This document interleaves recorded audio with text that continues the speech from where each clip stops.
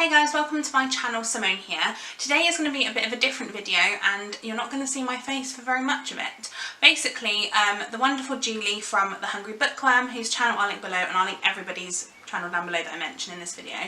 But basically, Julie organised a small booktuber collaboration and she asked me to help her organise it, which was amazing, and I loved being part of that with her, so thank you so much to Julie. But basically she got together 8 booktubers, all who have under 1,000 subscribers, and basically we are all going to do videos on each other's channels. So we have kind of paired up with each other. So my pair is Julie from the Hungry Bookworm, as I said, but there will also be, there will be 4 pairs of videos basically within this collaboration, which I'm very excited about. All 8 of us have each picked a question which we felt like represented our channel, or just generally was a question we were interested in, and so each one of us is going to do answer all 8 questions, but I will be answering those questions over on Julie's channel, so I will link her video because I believe her video is going out before this one. So I will link the video down below, and I will link all the others as they go out as well, so keep an eye on the description box for that. So yeah, so today, as I said, you're going to see Julie's face popping up in a few moments. I love Julie, I just want to introduce that. Again, a massive thank you to her for letting me be part of this, because I just think she's amazing, and helping her organise it was just one of the most amazing things I've ever done. And yeah, I absolutely love Julie. If you haven't seen Julie's channel before, she does so many amazing videos. I've definitely mentioned her before, but I would class her as a really good friend now, as well as a fellow booktuber. She does other videos as well. She doesn't just do book videos, she talks about films. She always does like a Friday Reads video talking about the book she's reading. She's doing a really interesting thing where she talks about audiobooks as well, so that's another one that you should, another set of her videos that you should go and check out, and generally just anything that she posts will be amazing, so yeah, you will definitely need to go and check it out. So without further ado, over to Julie. Hello darlings, my name is Julie and welcome to Simone's channel. So exciting to be doing this collab and organising it. It's been a bit but some lovely people. I'm so glad the people that have joined us and are enjoying it. Well, I hope they are enjoying it anyway. And so yes, I am here to answer said questions. So there's 8 questions, each one of us. So I'm just grabbing my notebook, and it's not coming because it's misbehaving. Yeah, each one of us submitted a question, and we're all going to answer it. And please go and check out everybody else who's doing this collab with their questions. It's the same questions, but there will be obviously different answers. I'm just reaching.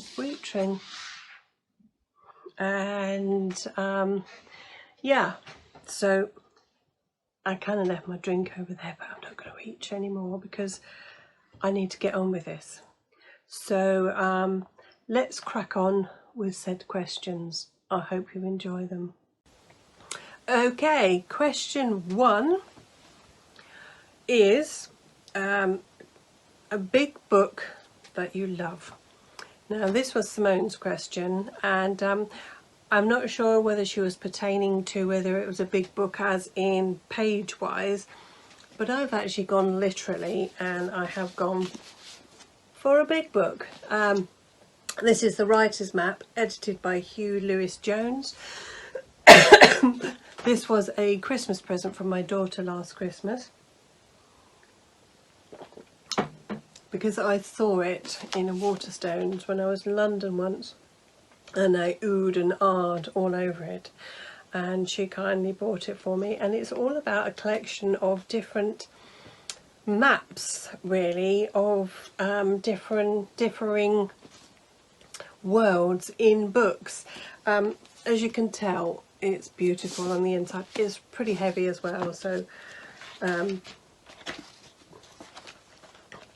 oh, pardon me. So there's that. I'm not going to tell you too much about it. And there's that. And this is Neverland. Oh look, Oh, look. Just teasing you. And that's a beautiful map. And there's all sorts of other ones. Oh, I just went past Robinson Crusoe. And I think there's Narnia in here. I'm not sure if the Tolkien world is in here. Oh, Middle-earth. Routes through Narnia, walking through, mapping the memories. Vikings. Oh, Crusoe. It's just a beautiful, beautiful book. I love it so much, and I keep it up there in pride of place. So as soon as you walk into my room, you see this bad boy. So yes, that's what I've gone for. Question 2. Favourite era in history to read? Well, that's a no-brainer. It is Tudor. I love my historical fiction, and I love reading different eras in time, but I come back time and time again to the Tudor era. Not this, I just thought I'd bring this one up because it says Tudor in it, and you know, you've got to keep up continuity.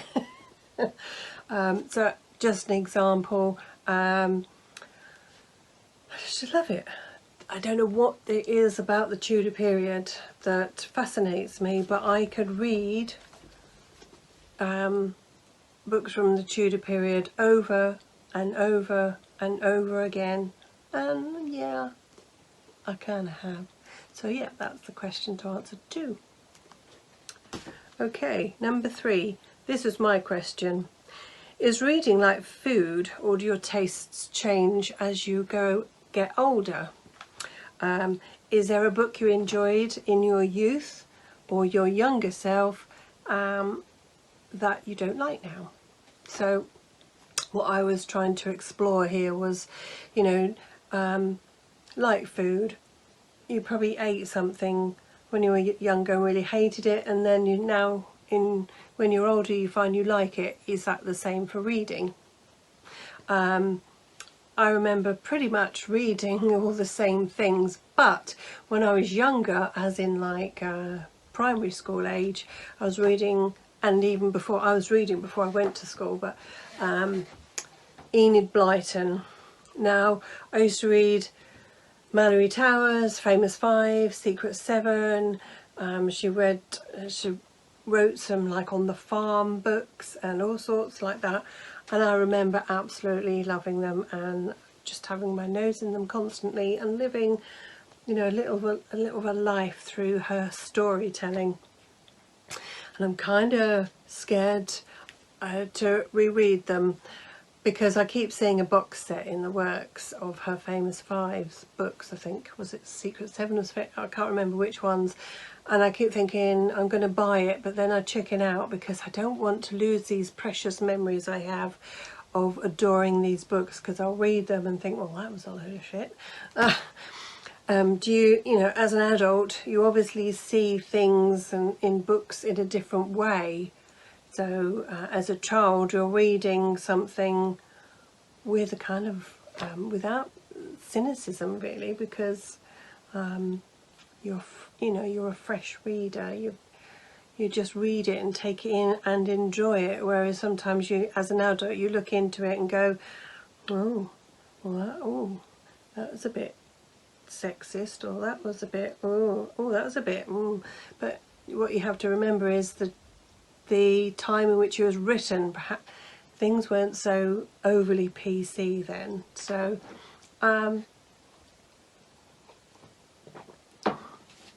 yeah, I am.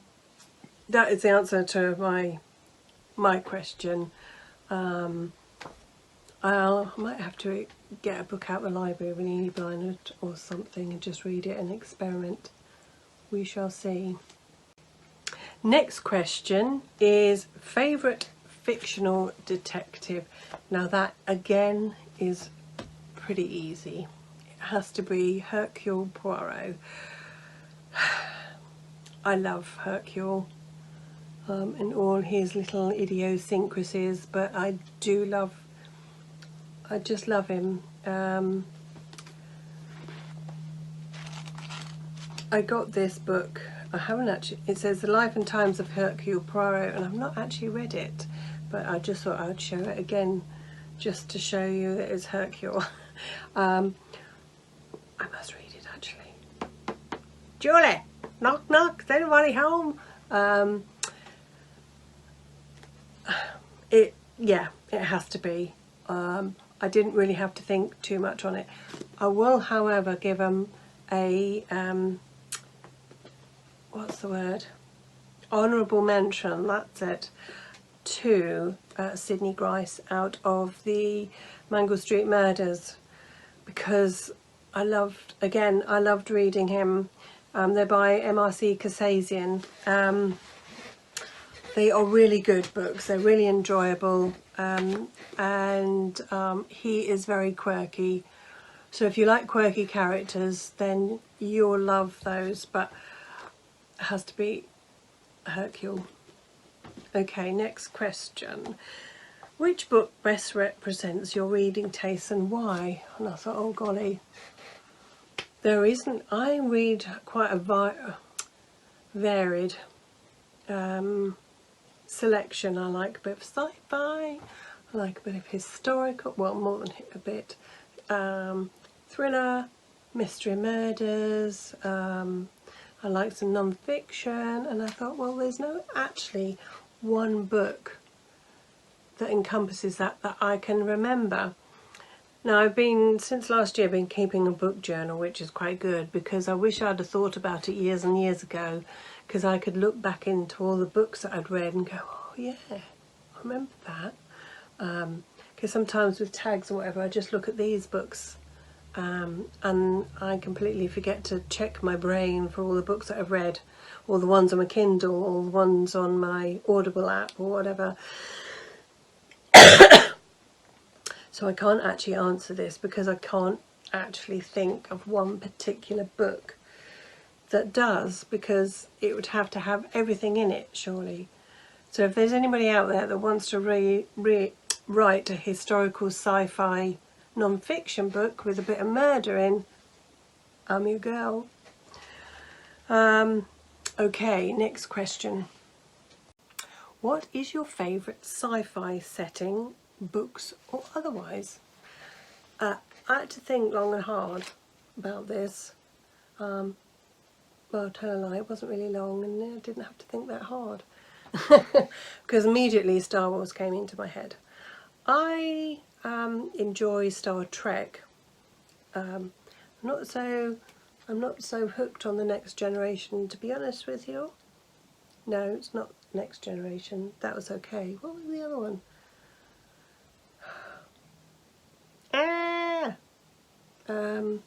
With the lady captain. Can't remember. The ship that gets lost and the whole series. Anyway, can't remember. It's not the point. I love the Star Trek universe. I love it. But it has to be Star Wars, because it's got some amazing storylines and planets, and I love the idea of being a Jedi. I secretly am, but don't tell anyone. Yeah, it has to be that, because I watched the very first one when there was only 3 in 1977 when it first came out, when I was 9. And I've just got some brilliant memories of that and of growing up with Star Wars, pretty much. So yeah, it has to be that. Okay, we're getting through these questions thick and fast. If you could promote one book character into your superhero, who would you pick and what would their superpower be?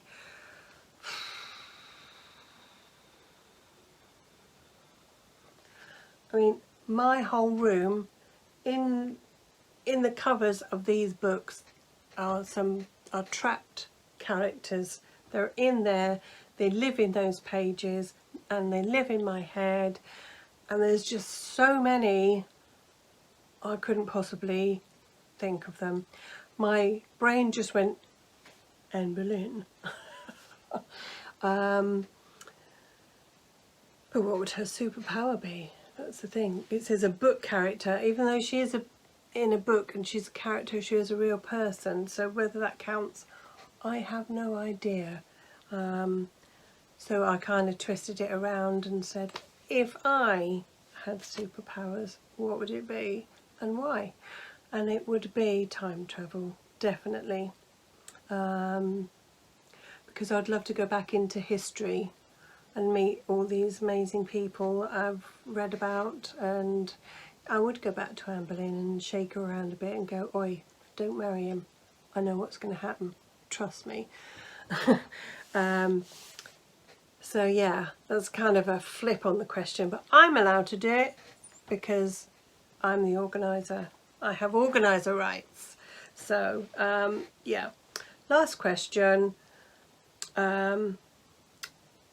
Name a book that has had a big impact on you. Whew. Now, I've got 2 books here.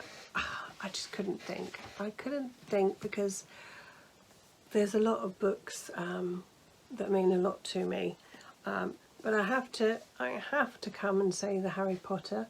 Yes, Ravenclaw and Proud, because of the memories. And I read all the Harry Potter books to my daughter. When the first one came out, I didn't really know much about it, and I saw someone reading this, well, not this book, but reading this book to their son on a train platform, and I thought, oh, I wonder what that book's about. So I bought it and I started reading it to my daughter, and she absolutely loved them. We both loved them. We both still love Harry Potter now. She's grown up with Harry Potter, and that's quite special, I think. It's a lovely world. I really enjoy Harry Potter. It's some gorgeous escapism, even though the later films do get a bit darker and darker. I love the sort of like first 3 or 4 before. I like them all, but before they get darker, and they're all sort of like tinkly and magical and oh, lovely. So that's that one. And just for an example, this is The Fragrant Heavens by Valerie Ann Woerwood. This book I have selected to show you is a kind of representation of a selection of books, really, because I won't bore you with details, but going through some really terrible times with my daughter, with her health, with my health, with some personal issues, and reading books like this about spiritualism, I guess, I don't know, spiritual stuff, aromatherapy, meditation, mindfulness, crystals, angels, all that lot, really took it all that shit, it just lessened it for me, even though they're still going on.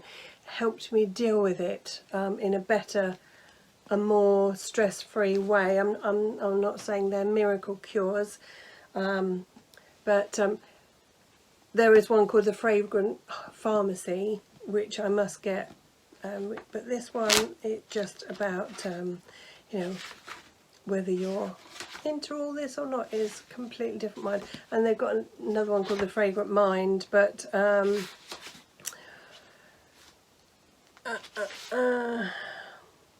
using essential oils for spiritual connection, prayer and meditation, purity, vibrational aromatherapy, chakras, essential oils, etc, etc. And I love that. I like to think there is a living, breathing world around us that is just not human. There is something else. I walk into my garden with just my feet. Everybody works with their feet, Julie. With no shoes on, and I just sink into the grass and I feel that connection to Mother Earth, and all sorts of things. So I'm a bit of a rock chick druid kind of hippie combination, but yes, I would say that kind of. So yeah, that, my friends, is all the questions. I hope you enjoyed my answers, and if you want to see Simone's answers to said question, you have to come over to my channel, and yeah, so I will see you very soon with some more bookish content. Bye. So there you are, guys, that was Julie doing the questions. Like I said, go over to her channel and check out my answers, which I believe will already be up. And today I did still want to do a video shout out. Today, in true form, I want to shout out a channel that has less than 1,000 subscribers, but she deserves so many more, and that is Lexie from Tales and Teacups. Lexie is a channel who I've relatively recently discovered, however, I absolutely love her videos. She talks about a lot of diverse books and a lot of books that I've never heard of before, and I really love that she's giving a voice to different books that wouldn't necessarily be something that I would hear about. I also love the fact that she predominantly reads adult fiction with a little bit of other things thrown in, but that's generally her genre, and I think that is really refreshing to see something a bit different. And yeah, definitely go over and check Alexie's channel out. Like I said, she deserves so many more subscribers and I absolutely love her, so go and give her some love, guys. So there you are, guys, that was my collaboration, and Julie, obviously, as you saw. And yeah, a big thank you to all of the 8 people in this video, because I think that they're all incredible and I just wanted to give them all big hugs. So yeah, give this video a thumbs up if you enjoyed it, and go and check out all of the other channels, and I will see you in my next one for another video. Bye, guys.